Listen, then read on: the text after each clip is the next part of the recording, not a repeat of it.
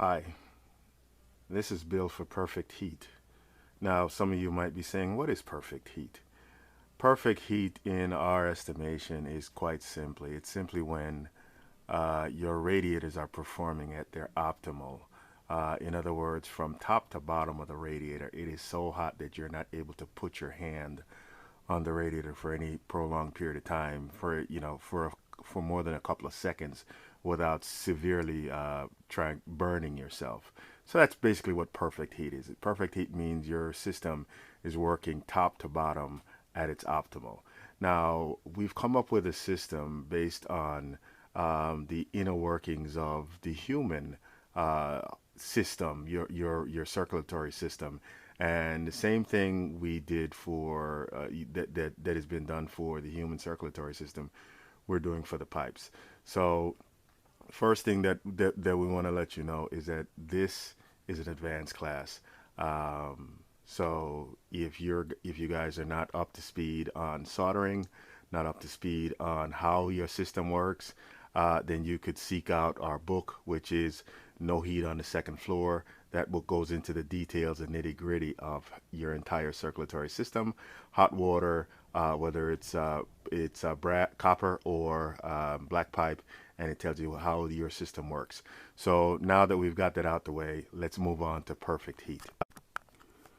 Yeah, what you're looking at right now, this is Bill from Perfect Heat again, and what you're looking at right now is a typical setup for copper or black pipe hot water circulatory system. Um, the first thing we're going to do with Perfect Heat is detail to you just basically the simple operation that we're going to do. We're going to assume that in employing Perfect Heat, you've already checked all of you've already bled the pipes and all the things that you should be doing in order to get your radiator running again. But for some reason, with a lot of us, whether it's air in the system that's blocking it, whether it's corrosion in the system, whether you have a corroded pump, your pump's not working optimally, whether it's your feeder that's not working, that's corroded, that you don't know. We're going to assume that all that is working, and all you need to do is get heat from your basement, which is where we're sitting right now in this particular house. Your basement up onto your radiators on the second floor and third floor, because typically the first floor radiators are right underneath the pipe, so you don't really need a lot of effort and energy from your pump to get water up to the first floor. But it's the second floor and the third floor and beyond that presents typically a challenge.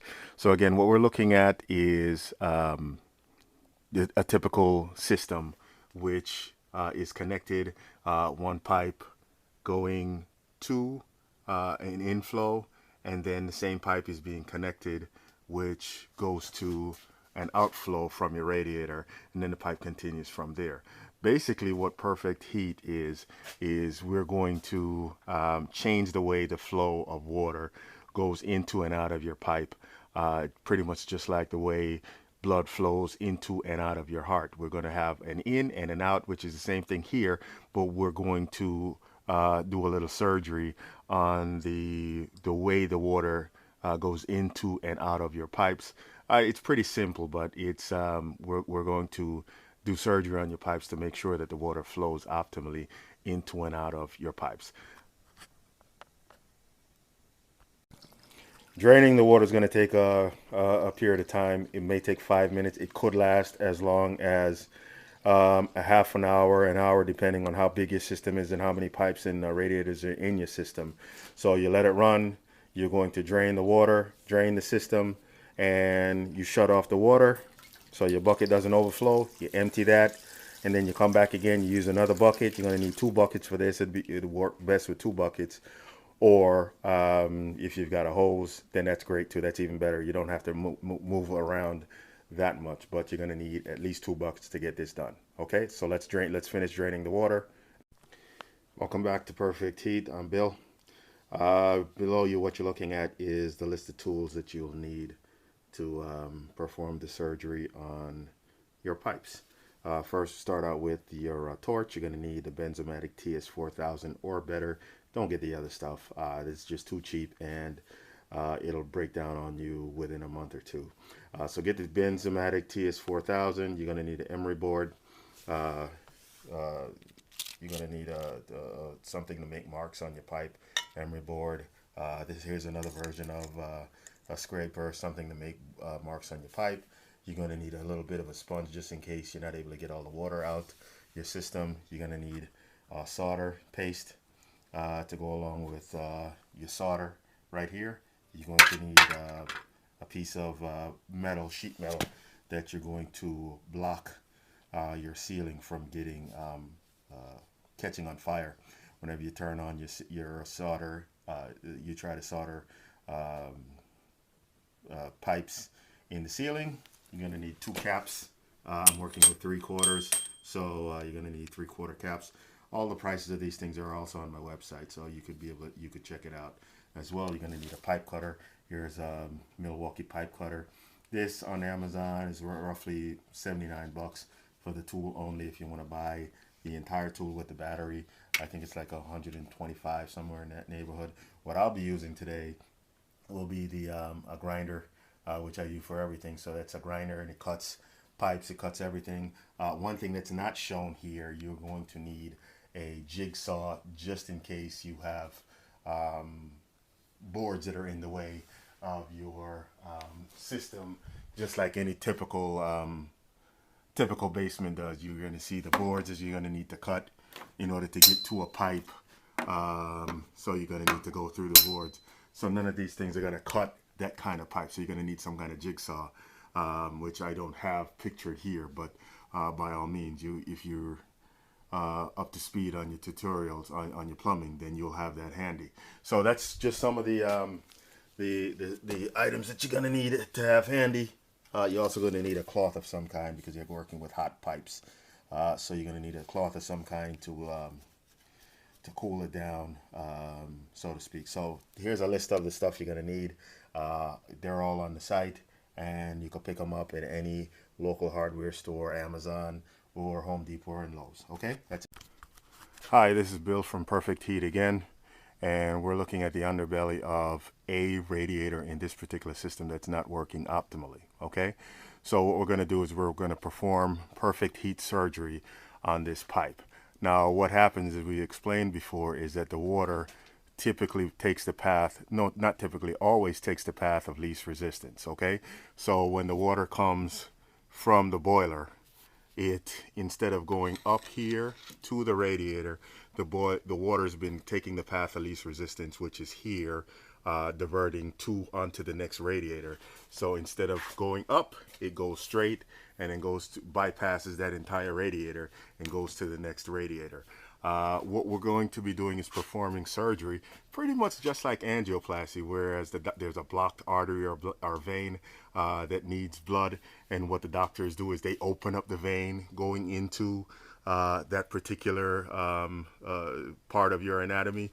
What we'll be doing, or in that case, the heart typically is going to the heart, but what we'll be doing is, instead of opening up, doing angioplasty, what we're just going to do is cut the vein. We're going to cut the pipe right here and place an end cap right here and eliminate this avenue, this option. We're going to eliminate the option to bypass the radiator and go straight through and force the water right up into the radiator, the cold radiator that's not working. And then we're going to cut this pipe, the same pipe coming this way, and we're going to put a cap on this side, not this side because this is after the pipe, but we're going to put a cap right here and forcing the water out of the radiator and onto the next radiator in the next room. Okay, so just to recap, we're going to eliminate this option. The water's taking the path of least resistance that way, so we're going to come from here and place a cap here, perform surgery, angioplasty if you will, and force the water up into that particular unit, and then place another cap here in which we're going to force the water out of the unit and onto the next one. Okay, so that in a nutshell is what we'll be doing, is what perfect heat is. We're eliminating the option for the water to take the path of least resistance and force the water into and out of your radiator, thus making it perfect, making the heat go, force the heat through your particular radiator and make it perfect. Okay, that's what we're gonna do, so let's get to it. Hi, this is Bill from Perfect Heat, continuing the tutorial on performing angioplasty surgery, redirecting the water flow on your pipes in this particular basement, sending the water flow instead of the path of least resistance this way. We're going to redirect it that way by putting a cap this way. So first thing we're going to do is cut the pipe right here and place a cap. So we're going to mark our spot where we're going to cut. This way we have a little guides because we want to make a nice clean straight line. So we mark the spot where we're going to cut, and the same for the other side. Over here, gonna mark our spot to cut. Okay, nice clean line with a marker. Make it an easy target for your cut. Okay, so that's the first thing we're going to do. Second thing we're going to do is we've already drained the water, and now we're going to cut the pipe. In order to cut the pipe, you're going to need a bucket because there's going to be residual water that's going to be in the radiator that we need to wait for it to drain in order to cut the pipe. So you got a bucket. You might need two, because when this bucket fills up, you're going to need to alternate because the water is going to be flowing and the water might be spilling. So you want to cut it. You want to cut the pipe underneath, in the underneath, so it drips right down on the floor. You don't want to cut it here because it'll start to spew this way. You want to cut it directly underneath so that the water, and it's going to come out really hard initially until all the water comes out. So you want to cut it so that the water spills down and let the water drain. So you're going to need two buckets. So we got one bucket. We got another bucket that's on standby. So as soon as this bucket fills, we'll replace it, and then we'll be able to work. Okay, let's do it. Hi, this is Bill for Perfect Heat. Continuing the tutorial. We've just cut the pipe to drain out the water. So we're going to let the drainage occur before we start cutting the entire pipe. Otherwise, it's going to get messy and you're going to have water all over you. In order to get to the pipe, we had to remove it's not a stud, but the piece of wood that extended from here going all the way across to here. So we removed it, we cut it, and now we have full access to the pipe. So you can see we are unobstructed in our cut, and we cut the pipe right here. And what we're going to do is place a cap here so that the water is redirected back up into the radiator, so the water doesn't we're not going to give the water a choice because it's going to follow the path of least resistance, which is going to go that way. So we're going to eliminate the path of least resistance, and we're going to force the water to go where we want it to go, which is through the radiator and provide you with heat. So once this pipe drains, we're going to be capping it. This is going to take a little bit, so we're going to come back to you when the drainage occurs. Okay. All right. This is Bill for Perfect Heat again. Just finished cutting the pipes. As you can see, pipe's been cut. Still water dripping out of it, so we've got to let the water come out in its entirety. Otherwise, we won't be able to put the soldering on because the solder won't fit because there's water. It has to be dry. The fitting has to be dry for the solder to adhere to the plumbing. But what we're going to do is clean this up with the emery board, and we're going to scuff up the surface of the pipe.